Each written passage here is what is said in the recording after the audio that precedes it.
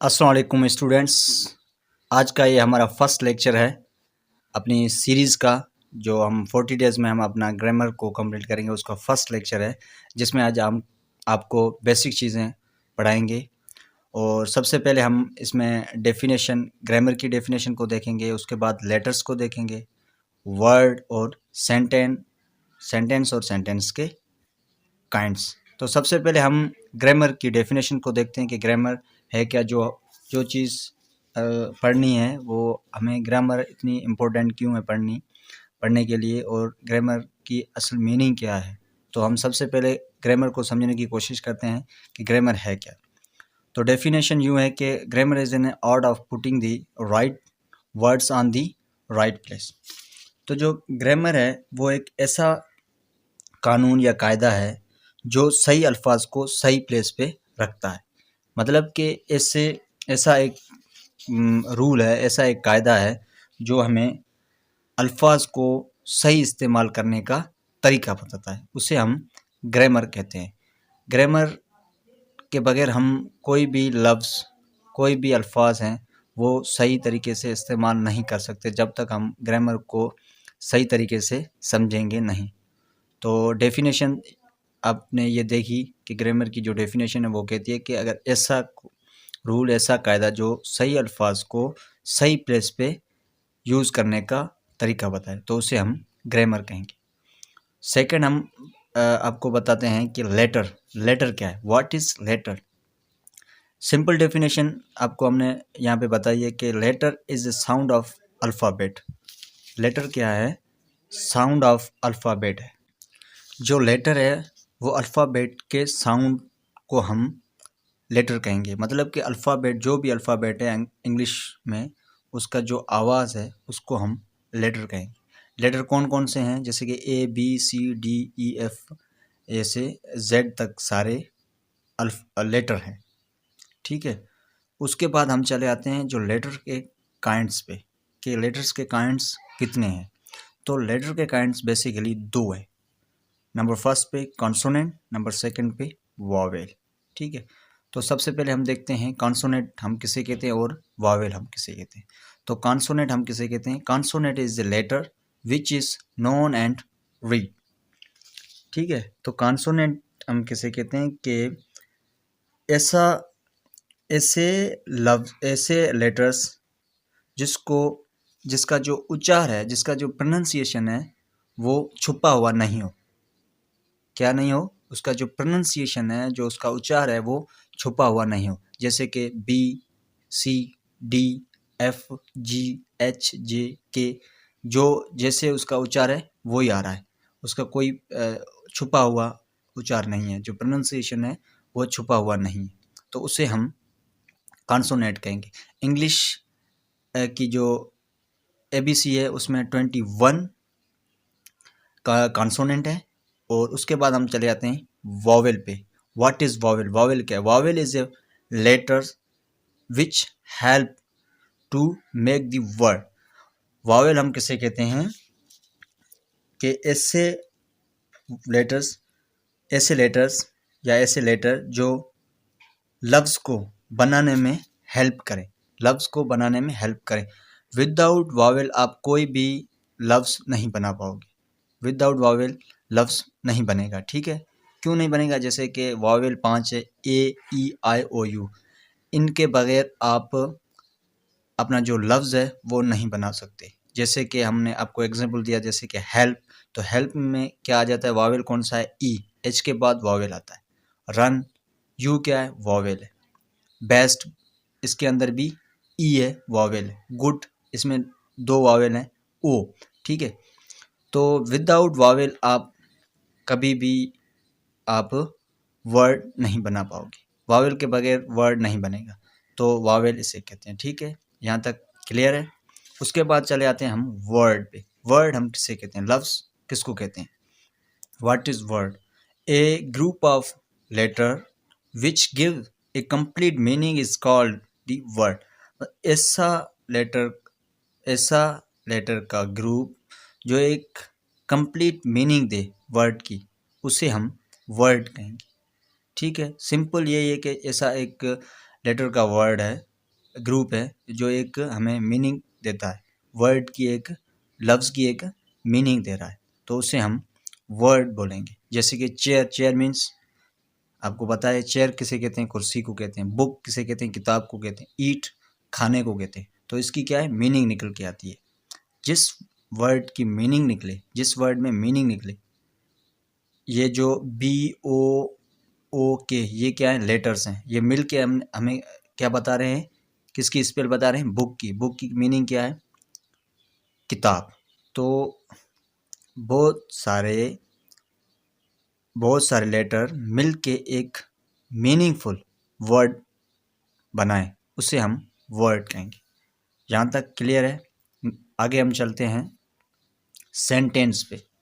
सबसे पहले कि हम सेंटेंस किसे कहते हैं और सेंटेंस के कितने काइंड्स हैं। तो सबसे पहले हम देखेंगे सेंटेंस की डेफिनेशन को। तो सेंटेंस क्या है, what is sentence? A group of word which gives A complete meaning is called the sentence. तो सेंटेंस हम उसे कहते हैं से अल्फाज के ऐसे मुसलसल मजमूए को जुमला कहते हैं जिससे सुनने वाला बात को पूरी तरह समझे या उसका मफहूम हासिल करे। मतलब कि इस डेफिनेशन के हवाले से हम आपको बताएं कि ऐसा वर्ड, अल्फाज का ग्रुप जो एक कंप्लीट मीनिंग दे, सेंटेंस में, जुमले में एक कंप्लीट मीनिंग दे, तो उसे हम सेंटेंस बोलेंगे। For example, I eat an Apple, मैं आम खाता हूँ। Ali eats an orange, Ali orange खाता है। दे गो टू स्कूल, ये स्कूल जा रहे हैं। ठीक है, तो यहाँ तक आपको क्लियर है कि सेंटेंस हम किसे कहते हैं। भाई सेंटेंस हम उसे कहते हैं, एक जो ग्रुप है, वर्ड्स मिलके, बहुत सारे वर्ड्स मिलके एक मीनिंग वाला सेंटेंस बनाते हैं या बता रहे हैं, तो उसे हम सेंटेंस बोलेंगे। जैसे हमने आपको एग्जांपल दिया, जैसे I eat an apple, Ali eats an orange, they go to school, तो ये एग्जांपल सेंटेंस के। तो सेंटेंस की डेफिनेशन आपको क्लियर हो गई कि अल्फाज ऐसे मुसलसल मजमूए को जुमला कहते हैं जिसको सुनने वाला बात को पूरी तरह समझे या उसका मफहूम हासिल कर ले। तो यहाँ ये क्लियर बात आ रही है कि आई ईट एन एप्पल, मैं एप्पल खा रहा हूँ। तो यहाँ पे एक मीनिंगफुल सेंटेंस आ रहा है। आपको ये बात समझ में आ रही है कि मैं क्या खा रहा हूँ, एप्पल खा रहा हूँ। ठीक है, आप इस बात का मफहूम हासिल कर रहे हो, ये इसकी बात की आप नॉलेज हासिल कर रहे हो, तो या इसको हम सेंटेंस कहेंगे। उसके बाद हम चले आते हैं काइंड्स ऑफ सेंटेंस। तो सेंटेंस के काइंड्स कितने हैं, उसके इकसाम कितने हैं? तो बेसिकली हमें 5 इकसाम पढ़ाए जाते हैं, मगर मैं आपको आज 8 इसके इकसाम बताऊंगा। टोटली इसके 8 काइंड्स हैं। नंबर फर्स्ट पे असर्टिव सेंटेंस, दूसरे नंबर पे नेगेटिव सेंटेंस, तीसरे नंबर पे इंट्रोगेटिव सेंटेंस, नंबर 4 पे ऑप्टेटिव सेंटेंस, नंबर 5 पे इम्पेरेटिव सेंटेंस, नंबर 6 पे एक्सक्लेमेटरी सेंटेंस, नंबर 7 पे एम्फेटिक सेंटेंस, नंबर 8 पे कंडीशनल सेंटेंस। तो मैं आपको इसको डिटेल में समझाने की कोशिश करता हूँ कि हर एक काइंड्स को, कि हर एक काइंड्स की क्या क्या मीनिंग है। तो सबसे पहले हम देखते हैं असर्टिव सेंटेंस। असर्टिव सेंटेंस हम किसे कहते हैं? Such sentence which are mostly used to express some positive or negative affirmative sense are called assertive sentence। ठीक है, तो assertive sentence हम उसे कहते हैं ऐसे जुमले जो हमको इत्तला या मालूमात फ्राहम करें। ऐसे जुमले जो हमें इत्तला और मालूमात फ्राहम करें, तो उससे हम बयानिया जुमला कहेंगे, assertive sentence बोलेंगे। तो जैसे आप एग्जाम्पल ले लें, आई एम ए टीचर, मैं एक उस्ताद हूँ। ठीक है, और दूसरा है Sonia reads book, Sonia book पढ़ रही है। Lucky is eating meal, Lucky खाना खा रहा है। क्या कर रहा है? खाना खा रहा है। तो इसमें ये है कि आप असर्टिव को हम सिंपल एक वर्ड में अगर समझने की कोशिश करें तो असर्टिव का मतलब है स्टेटमेंट, बयान। फिर वो स्टेटमेंट जो आपकी है वो नेगेटिव भी हो सकती है, पॉजिटिव भी हो सकती है। जैसे कि I am a teacher, I am not a teacher. Sonia reads a book, Sonia does not read the book. Lucky is eating meal, Lucky is not eating meal. तो स्टेटमेंट बहुत हो सकती है, नेगेटिव भी हो सकती है और पॉजिटिव भी हो सकती है। बस आप सिंपली ये समझें कि असर्टिव सेंटेंस बोलते हैं किसे हैं, बट सिंपल सी बात है, स्टेटमेंट को बोलते हैं, ठीक है। Such sentence which are mostly use to express some positive affirmative sense are called assertive sentence, ठीक है। और उसके बाद हम चले आते हैं नेगेटिव सेंटेंस। नेगेटिव सेंटेंस हम किसे कहते हैं? सिंपल हम कहें कि जो बयान ना में हो, ठीक है, उसे हम नेगेटिव सेंस कहेंगे, नेगेटिव सेंटेंस के इन विच नेगेटिव स्टेटमेंट, ठीक है, और नेगेशन इज गिवन। जो आपकी स्टेटमेंट है, जो आपका बयान है, वो नेगेटिव में हो। For example, they are not student, ये शागिर्द नहीं है। We are not in a hospital, हम हॉस्पिटल में नहीं। तो हम यहाँ पे क्या कर रहे हैं? नॉट का इस्तेमाल कर रहे हैं, ना में जवाब दे रहे हैं। तो जब भी ना में आप जवाब दोगे तो उस सेंटेंस को हम नेगेटिव सेंटेंस बोलेंगे। उसके बाद है इंट्रोगेटिव सेंटेंस, ठीक है। उसके बाद है interrogative sentence. Such sentence which ask some question are called interrogative sentence. मतलब कि ऐसे जुमले जिनमें कोई सवाल किया गया हो तो उसे हम सवालिया जुमला कहेंगे, उसे हम इंट्रोगेटिव सेंटेंस बोलेंगे। For suppose example, is he your teacher, क्या ये आपका टीचर है? वेयर डू यू लिव, आप कहाँ पे रहते हो?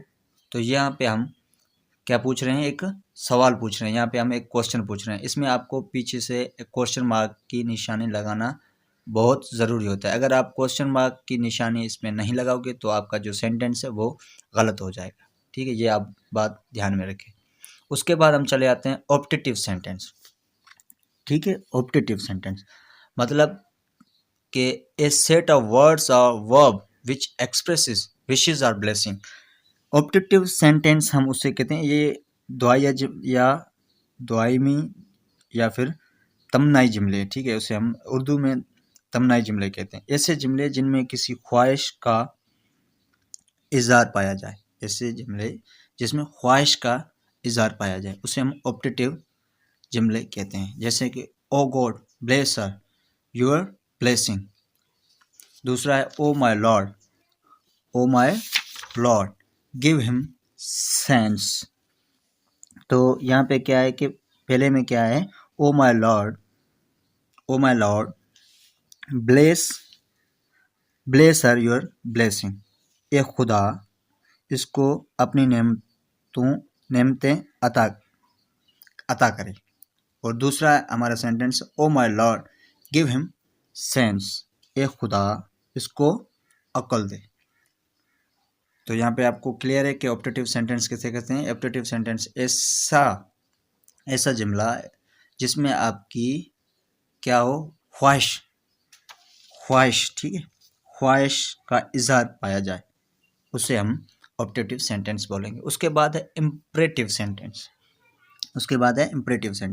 सच सेंटेंस विच ऑर्डर और कमांड और समटाइम्स रिक्वेस्ट और called imperative sentence. Imperative sentence हम उसे कहते हैं, ऐसे जुमले जिनमें काम करने या ना करने का हुक्म, नसीहत पाई जाए, उसे हम इम्परेटिव सेंटेंस कहेंगे। कभी कभी इसमें रिक्वेस्ट भी की जाती है। For example, go back and sit down, पीछे जाओ और बैठ जाओ, ये हमारा क्या हो गया? आर्डर है, हम यहाँ पे हुक्म दे रहे हैं। या प्लीज़ डोंट टॉक, मेहरबानी करके ना बोलिए, तो हम यहाँ पे क्या कर रहे हैं? रिक्वेस्ट कर रहे हैं कि आप ना बोले। स्टैंड अप सिट डाउन, ये क्या है? ऑर्डर। स्टैंड अप उठ जाओ, सिट डाउन बैठ जाओ, तो यहाँ पे हम क्या कर रहे हैं? ऑर्डर दे रहे हैं, हुक्म दे रहे हैं। तो हम इम्परेटिव सेंटेंस, बहुत सारे सेंटेंस में क्या होता है? हुक्म दिया जाता है, ठीक है, जहाँ पे आपका काम करने या ना करने का हुक्म दिया जाए, या फिर किसी सेंटेंस में आप इसमें रिक्वेस्ट भी की जाती है, तो उसे हम इम्परेटिव सेंटेंस बोलेंगे। उसके बाद है हम एक्सक्लेमेटरी सेंटेंस।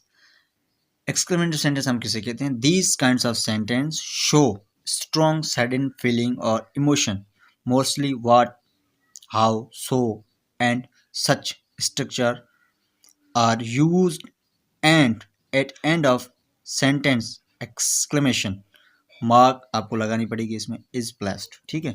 तो जो एक्सक्लेमेटरी सेंटेंस है उसे ऐसे जुमले जिनमें खुशी, गमी, जज्बात या अफसोस का इज़हार पाया जाए तो उसे हम एक्सक्लेमेटरी सेंटेंस बोलेंगे, जिसमें आपकी खुशी, गमी, ठीक है, खुशी, गमी, जज्बात और अफसोस का इज़हार पाया जाए तो उसे हम एक्सक्लेमेटरी सेंटेंस बोलेंगे। जिस सेंटेंस में अगर खुशी या फिर गमी का इज़हार पाया जाए उसे हम एक्सक्लेमेटरी सेंटेंस बोलेंगे। फॉर सपोज हम उसका एग्जांपल लेते हैं, व्हाट वंडरफुल वेदर, क्या मौसम है। तो यहाँ पे क्या हुआ, व्हाट का इस्तेमाल। How sweetly you solve my bad pitch, क्या आपने अच्छे तरीके से आपने मेरा मसला हल किया। तो यहाँ पे क्या हो रहा है, हाउ का इस्तेमाल। सो सॉफ्ट एंड स्वीट, क्या नरम है और मीठा है। यहाँ पे इस्तेमाल हुआ so. She is such an anxious lady, यहाँ पे क्या है, यहाँ पे क्या इस्तेमाल हो रहा है, सच। नेक्स्ट है हमारा एम्फेटिक सेंटेंस, ठीक है। एम्फेटिक सेंटेंस किसे कहते हैं, it is express that something और समवन इज मेड इम्पोर्टेंट और is important in a sentence. तो मतलब कि एफेक्टिव ऐसे जुमले जिन पे जोर दिया जाता है, ऐसे जुमले जिन पे जोर दिया जाता है उसको खास बनाने के लिए, ठीक है, जिस जुमलों को खास बनाने के लिए जोर दिया जाए उसे हम एम्फेटिक सेंटेंस बोलेंगे। They had keeped on talking. दूसरा है शी शुड नॉट लेटन, ठीक है। तो इनका हम उर्दू में तर्जमा करें तो ये से होगा कि नंबर फर्स्ट पे they had keeped on talking, ठीक है। तो इसका जो हम आपको उर्दू में बताएं सिंपल कि they had keeped on talking, वाकई में ये अपना बोलना जारी रख रहे थे, वाकई में ये अपना बोलना जारी रख रहे थे, ठीक है। दूसरा है she should not latent, she should not latent, वाकई इसको अंदर आने की इजाज़त नहीं दी। तो यहाँ पे वर्ड क्या इस्तेमाल हो रहा है, वाकई। हम जुमले को ज़ोर दे रहे हैं और एक ख़ास बनाने के लिए ज़ोर दे रहे हैं, ठीक है। क्या कर रहे हैं, ख़ास बनाने के लिए ज़ोर दे रहे हैं। इस वजह से इसे हम एम्फेटिक सेंटेंस बोलते हैं। एम्फेटिक सेंटेंस का मतलब ये है कि जब भी किसी जुमले को ख़ास बनाने के लिए ज़ोर दिया जाए उसे हम एम्फेटिक सेंटेंस बोलेंगे, ठीक है। उसके बाद हमारा लास्ट है conditional sentence. In this sentence condition term is given और क्रिएटेड, मतलब ऐसे जुमले जिसमें कोई कंडीशन क्रिएट की गई हो या कंडीशन दी गई हो उसे हम कंडीशनल सेंटेंस बोलेंगे, ठीक है। तो कंडीशनल सेंटेंस के एग्जांपल हम समझते हैं, if you Gravely study you will pass the examination sooner, अगर आप संजीदगी से पढ़ोगे तो आप जल्द ही इम्तिहान में कामयाब हो जाओगे। If water freezes, second example, if water freezes is became solid, अगर पानी ठंडा हो गया तो ये सख्त हो जाएगा, ठीक है। तो ये था हमारा आज का लेक्चर जो आई होप आपको समझ में आया होगा। अगर आपको कोई भी चीज़ इसमें समझ में ना आई हो तो आप हमारा जो दूसरा ग्रुप है जो हमने बनाया है क्वेश्चन और आंसर के लिए, तो उसमें आप मैसेज करें जो चीज़ आपको समझ में ना आई हो। तो नेक्स्ट क्लास में हम पार्ट्स ऑफ स्पीच को स्टार्ट करेंगे और इसको आप ऐसे करें कि एक रजिस्टर ले लें, उसमें आप इसकी सारी ये डेफिनेशंस और जो भी मैंने आपको बताया ये आपकी मेन पॉइंट्स आप लिख लें। और आपको हर फ्राइडे पे आपकी टेस्ट होगी एमसीक्यूज़ में, और जो भी आपको सवाल है, आपका कोई भी क्वेश्चन है वो आप दूसरे ग्रुप में मुझसे पूछ सकते हो। और एक और इम्पोर्टेंट बात कि आप भाई सेंटर्स पे बहुत सारे खर्चे कर रहे हो, ये हमने आपकी हेल्प के लिए ग्रुप खोला है। सिर्फ 200 रुपये फ़ीस है पर स्टूडेंट, 40 दिन के लिए आपको सिर्फ 200 देने हैं, फिर आपको कोई फ़ीस नहीं देनी। आप 40 दिन में आप अपना कोर्स कंप्लीट हो जाएगा इंशाल्लाह। मुझे ये पूरी उम्मीद है कि मैं आपको 40 दिन में आपकी जो इंग्लिश है वो बेटर से बेटर बनाने की कोशिश करूँगा और इंशाल्लाह आप बोलना भी इंग्लिश शुरू कर देंगे। Thanks for watching. मिलते हैं नेक्स्ट क्लास में, जब तक कह लीजिए इजाज़त। अल्लाह हाफिज़।